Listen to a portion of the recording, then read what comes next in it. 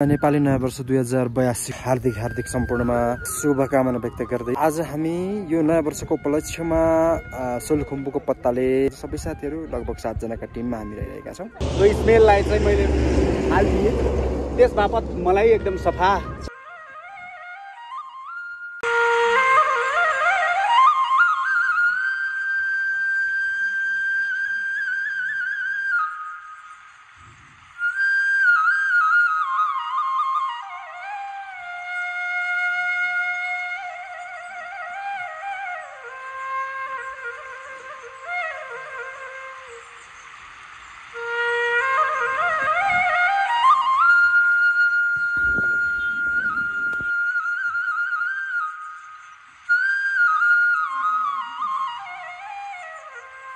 साथीहरू आइसक्नु भएको छ।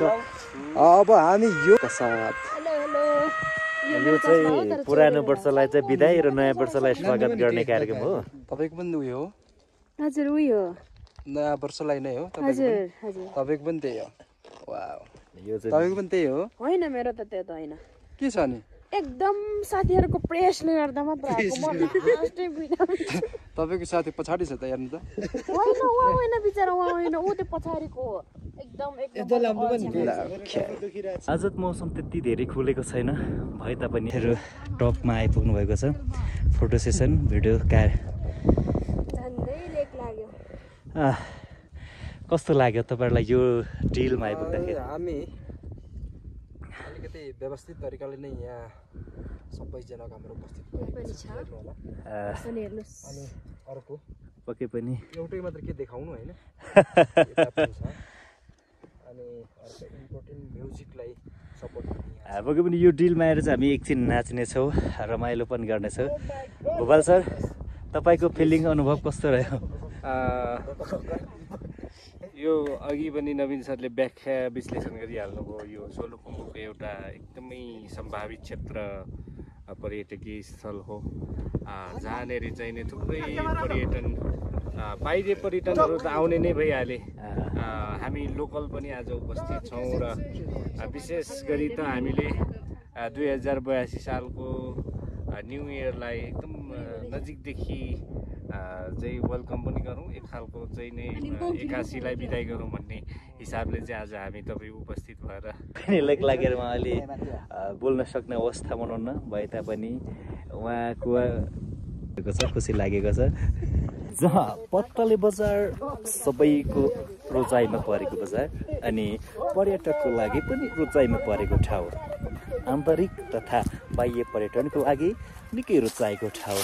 यो ठाउँमा आज हामी पनि घुम्न आइरहेका छौँ।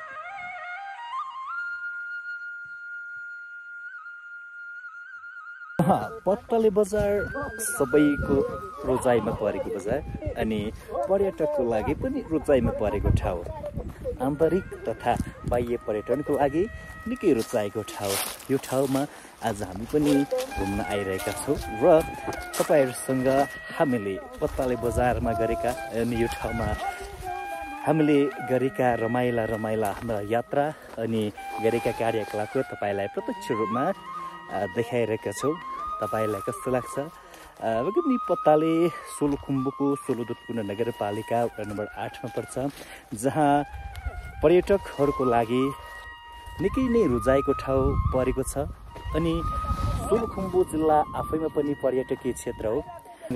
हामीले पत्ताले बजारमा गरेका अनि यो ठाउँमा हामीले गरेका रमाइला हाम्रा यात्रा अनि गरेका कार्यकलापको तपाईँलाई प्रत्यक्ष रूपमा देखाइरहेका छौँ। तपाईँलाई कस्तो लाग्छ? पत्ताले सोलुखुम्बुको सोलुदुतपुर नगरपालिका वडा नम्बर 8मा पर्छ।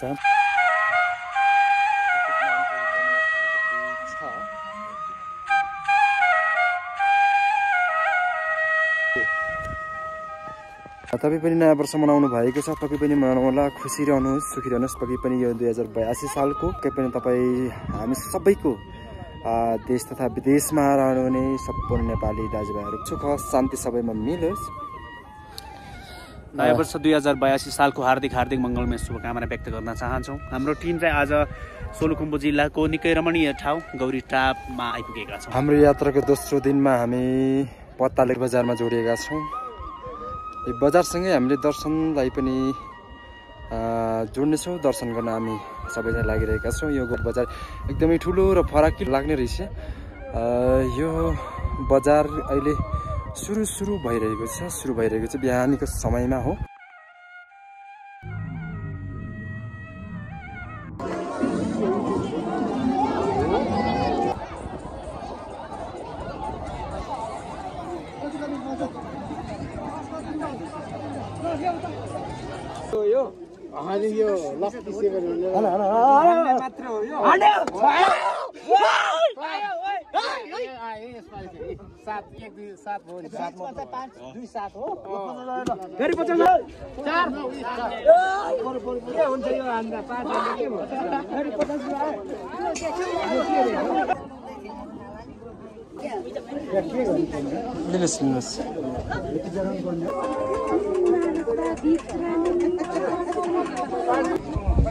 दर्शनसँगै हामी धुप बाल्ने तर्खरमा छौँ। गौतम बुद्धको मूर्ति यहाँ सँगै यो ठुलै मुनि चाहिँ हामीले धुप बाल्नुपर्ने रहेछ। सबै आफ्नो मनोकाङ्क्षाहरू पुरा गरिदियोस् भन्नका खातिर चाहिँ यो बालिँदो रहेछ यहाँ खासमा। अनि चढाउने लाइटर अनि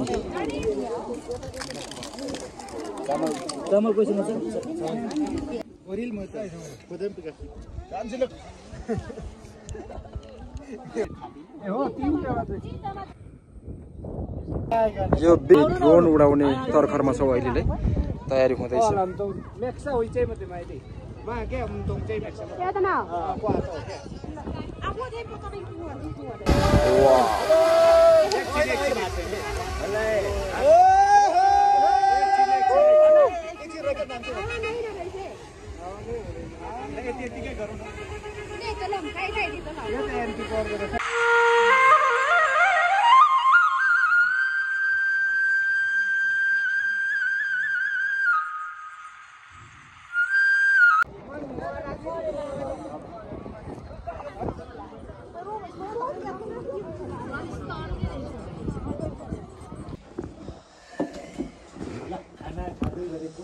हाम्रो पत्ताले 2082 नेपाली नयाँ वर्षको रमाइलो समय दिनभरिको पछि रातिको खानामा हामी जोडिएका छौँ।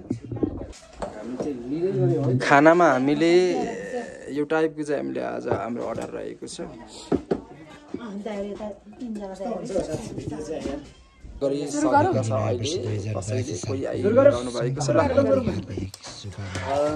त नङ हेर्नु न यस्तो छ, कालो कालो छ। म चाहिँ चम्चाले खान्छु। दिदीबहिनीहरू, हामी सबैको भगवान्ले हाम्रो रक्षा गरून्। जो जहाँ जे गर्दै हुनुहुन्छ मेरो भिडियोलाई अन्तिमसम्म हेरिदिनु भएकोमा हार्दिक धन्यवाद दिँदै लाइक, कमेन्ट, सेयर, सब्सक्राइब पनि गर्दैन है। नमस्ते।